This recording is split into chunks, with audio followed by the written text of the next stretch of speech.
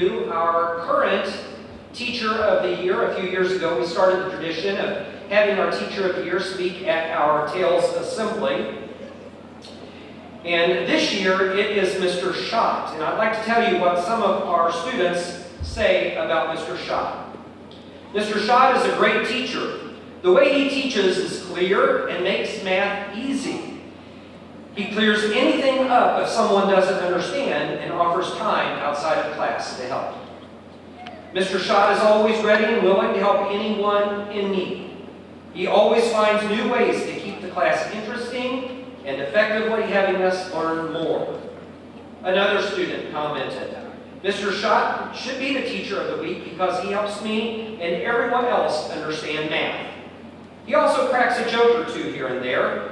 He has helped me understand math so much more than ever before. Here are what some of Mr. Schott's colleagues tell us about him. Mr. Schott works with the archery team and has invested a lot of time with his students before and after school to build a strong foundation for his program. Another teacher commented, Mr. Schott is dedicated. He is dedicated to his students and giving of his time to provide them the opportunities to experience success both in and out of the classroom. He is dedicated to his content and his craft, but more importantly, he's dedicated to his students. He has never hesitated to conquer the seemingly monumental task of curriculum alignment and revision or to implement new strategies to increase student engagement and achievement. Mr. Schott does not make excuses. He faces challenges head-on with deliberation and follow-through. He is an excellent example of whatever it takes, no excuses. It is my honor to introduce to you our guest speaker, Mr. Dan Schott, math teacher.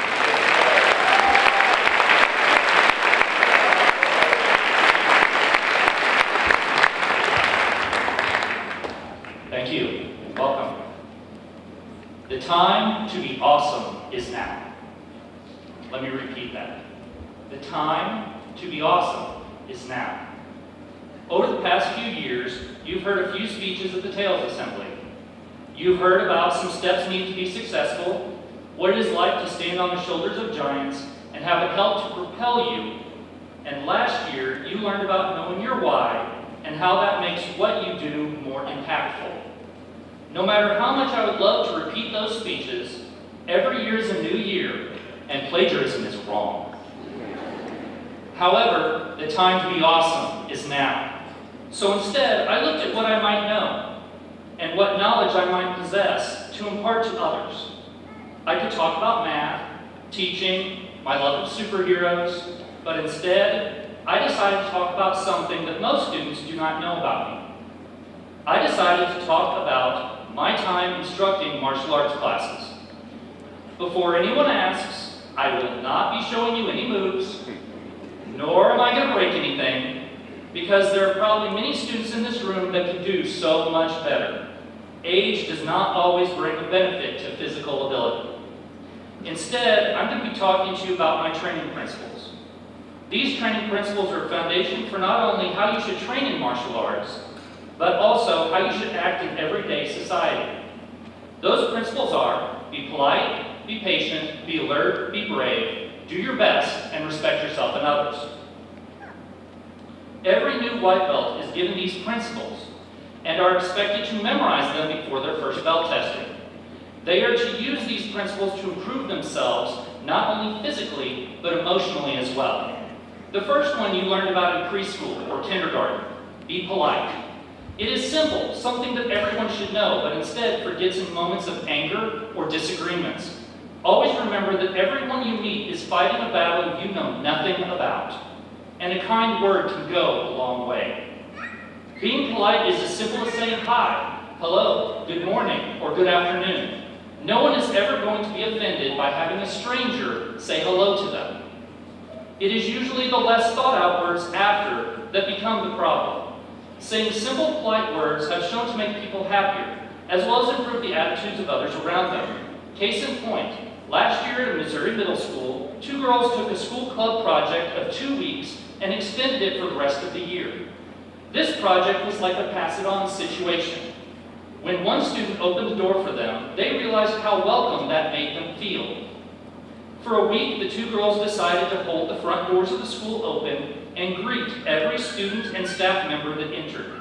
They noticed how much it improved everyone's morale and continued for the rest of the school year, learning everyone's name and saying a kind word as they walked in. Can you imagine what that would feel like?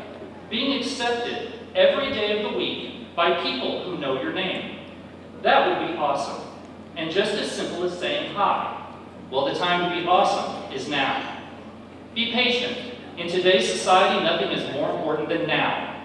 Right now. Why write a letter when you can send an email or text? Why make a photo album when you can post all your pictures on Facebook, Twitter, or Instagram? Why write an article for a magazine or newspaper when your thoughts can be put out there for all to read in an instant? We think anything worth experiencing must occur now. Being patient is not a part of today's culture. And I'm not just talking about being patient with others. I mean being patient with yourself. Any athlete, academic, gamer, actor, or musician can tell you that their abilities did not come with the flip of a switch or the push of a button. Their skills took time and practice and memorization and failure and repetition until they ended up with the skills they have today. Some of the best things in life come with patience. We grow slowly, as does our education. So we need to learn that we do not need the world this second.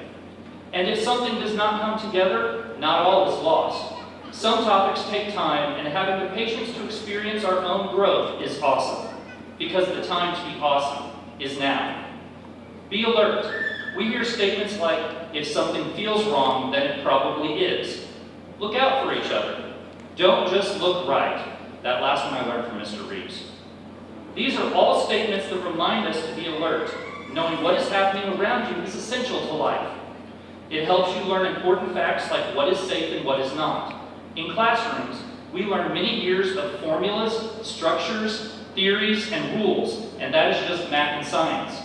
From history, you learn about many alert individuals who took advantage of situations that led to major changes in the world. Being alert in English helps you to formulate thoughts into words and actions, while just being alert in life helps you to stay out of situations that can prove detrimental to your future. Abraham Lincoln said, I never met a person from which I did not learn something. Of course, most of the time, it was something not to do.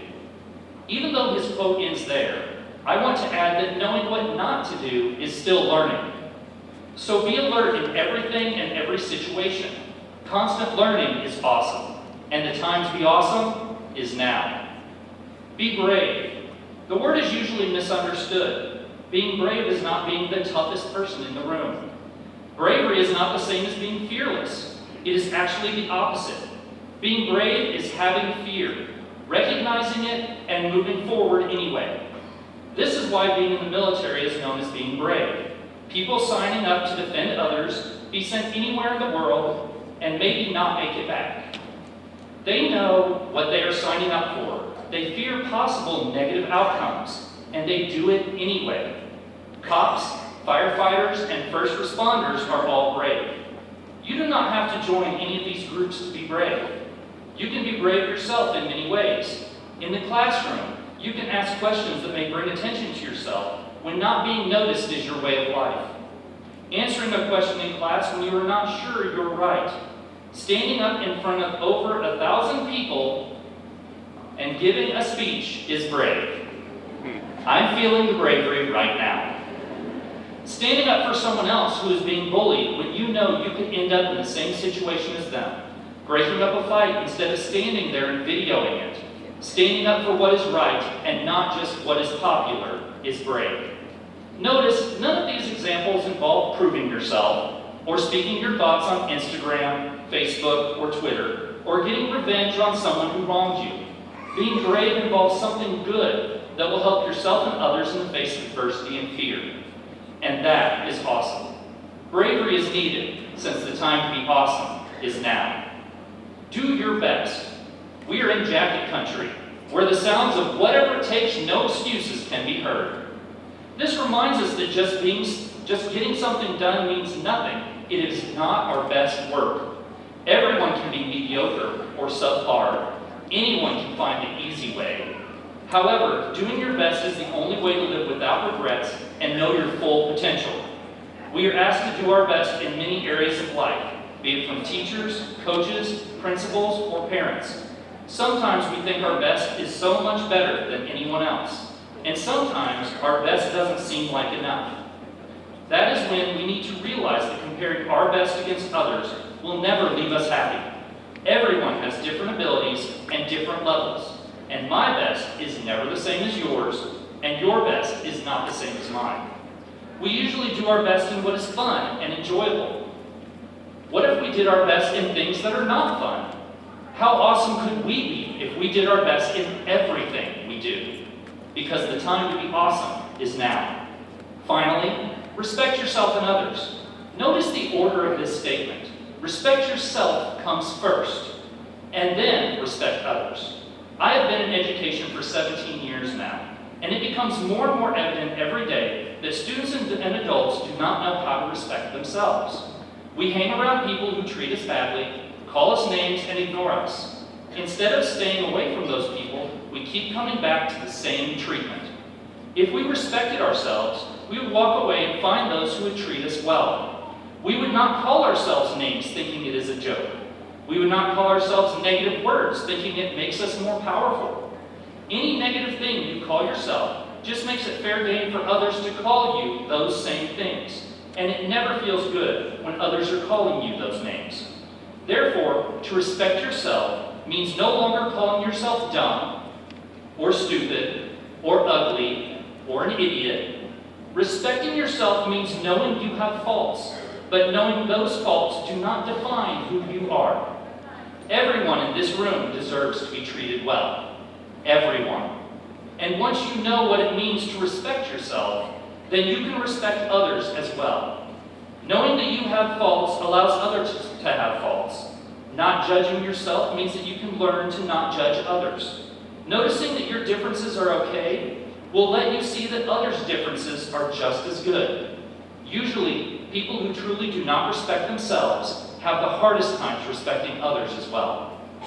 The world becomes more awesome when we can treat ourselves and others the way that we deserve to be treated, and the time to be awesome is now. In times of unease, we need to see people who exemplify great qualities. We need leaders, role models, and personal heroes to show us the way we should go about our days and how we should deal with those people around us. I am going to share with you some of mine. Mrs. Gina Richardson, Mr. Bob Matthews, Mr. Justin Sly, Mr. Aaron Stewart, Miss Ashley Felton. I look up to these people for many reasons. They have been actively involved in the school for years and have served many roles, including mentors to other teachers, committee members, club advisors. Some of them are department heads, and all of them are polite, patient, alert, and brave.